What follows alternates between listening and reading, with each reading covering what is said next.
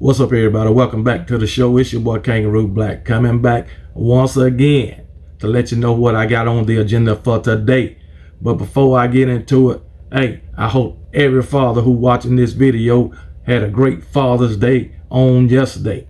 But anyway, what I want to talk about is the projected top 5 defensive line / edge rusher units coming into the 2023 season. All right, I'm gonna name the top 10, but I'm gonna only elaborate on the top 5. Okay, and coming in at number 10, we got Ohio State. All right, and number 9, you got Clemson. Number 8, you got Florida State. Number 7, you got Iowa. Number 6, you got LSU. And coming in at number 5 is my Alabama Crimson Tide. You know, Alabama is always going to have a top 10 defense.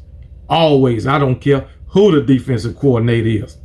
I know we ain't been playing great defense ever since Pete Golden took over, but we was always in the top 10, you know, in defense. That's every defensive stat you can name. Alabama has always been in the top 10. Okay, but anyway, coming in at 2023, all right, we lost Will Anderson, one of the greatest edge rushers to ever grace the Alabama Crimson Tide. We lost 2 interior linemen, Byron Young and DJ Dale. All 3 of those guys has gone to the NFL doing big and better things, okay? All right, but at the edge, we bring back Dallas Turner and Chris Braswell. All right, this will be one of the best 1-2 tandems as far as edge rushers in the country in 2023. Believe that, and I'm not just saying that because it's my Alabama Crimson Tide. All right, for us interior linemen, we bringing back Tim Smith, Jaheim Otis, and Justin Eboigbe. Also, Jamil Burroughs. Okay, Jamil Burroughs then got in the doghouse with Nick Saban. I was listening to Ballard Sports Media last night and listening to the godfather of the SEC who called in. He said that Jamil Burroughs had been released from the team. I don't know, because I read an article this morning saying that Jamil Burroughs is still there. Said the incident stemmed from Jamil Burroughs hitting one of the coaches or whatever. I don't know. I'm just telling you what I read and what I heard. So I don't know if he's still on the team or if he's been dismissed. I hope he's still there, because he can be a hell of a player for our Alabama Crimson Tide. Jaheim Otis will be the man manning that defensive line.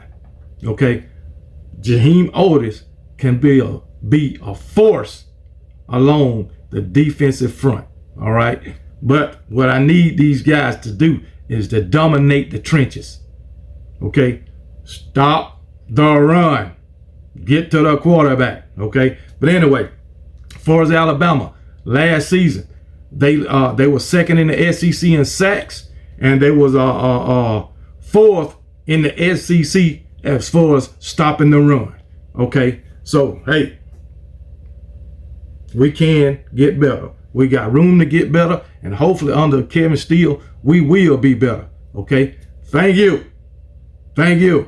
Y'all should all give my Alabama Crimson Tide a round of applause, because we coming. But anyway, Alabama Crimson Tide at number 5.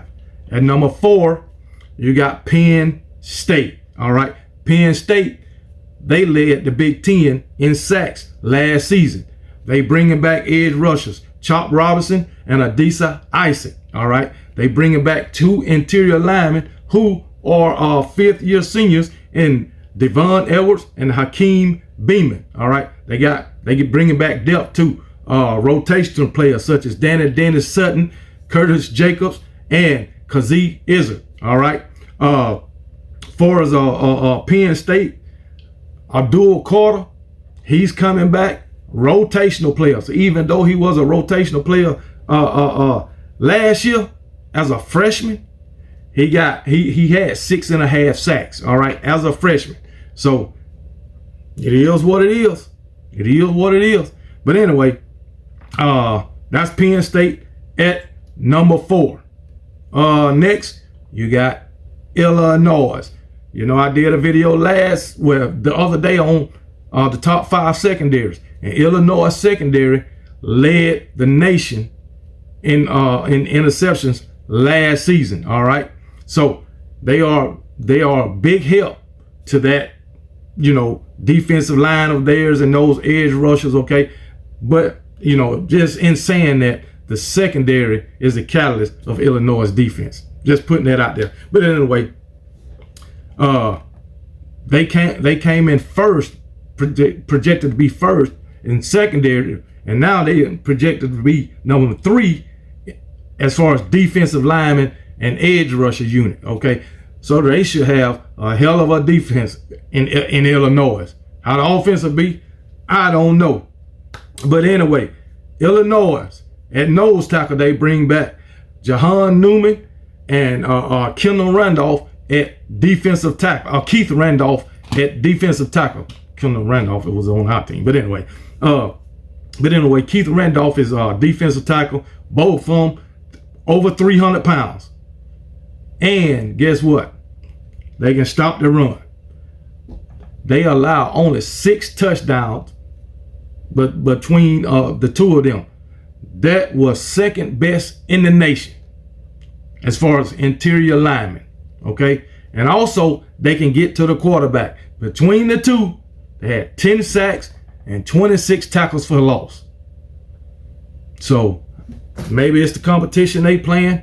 I don't know, but I know they can between those two interior linemen, they can stop the run and they can get to the quarterback. They can get in the backfield. All right, and then you got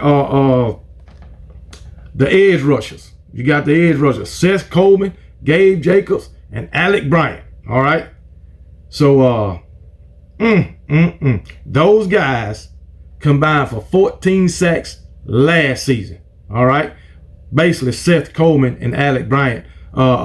Gabe Jacobs, he was a rotational player as a freshman, I believe. I believe he was a freshman last year. But anyway, they had 14 sacks between the 3 coming off the edge. So, hey, their defense seemed to be pretty solid coming into the 2023 season. That's Illinois. All right, at number 2, you got Michigan. Michigan lost Mason Smith and Mike Morris. Okay, but Michigan, they seem to have a pretty good defense year in and year out. But anyway, Michigan, they had the best rush defense in the Big Ten last year, man. They had Chris Jenkins, who's coming back. You got Kenneth Garrett at nose tackle. This guy is 6'3", 360 damn pounds. And at tackle, you got Mason Graham. So they making up dominating defensive line. I'll just say that the interior of the defensive line.